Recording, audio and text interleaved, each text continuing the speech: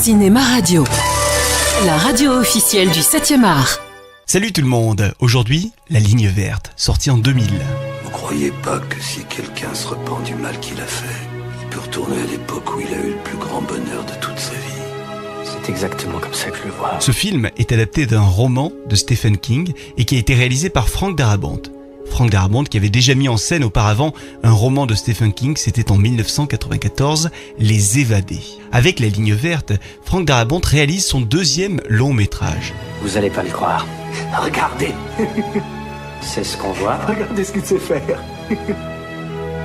L'histoire de Paul, pensionnaire centenaire d'une maison de retraite, qui est hanté par ses souvenirs de gardien-chef du pénitencier de Coal Mountain, où il travaillait en 1935. À l'époque, il était chargé de veiller au bon déroulement des exécutions capitales. Parmi ces exécutés se trouvait un colosse du nom de John Coffey, qui avait été accusé du viol et du meurtre de 2 fillettes.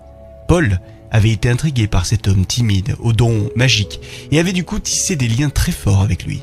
Un nouveau détenu arrive dès demain. Est-ce que je vais avoir des problèmes avec toi, bonhomme? Pendant la nuit, vous laissez la lumière allumée. Dans le noir, j'ai quelquefois un peu peur. Il est étrange, je dois l'admettre, mais il ne semble pas qu'il y ait une vraie violence en lui.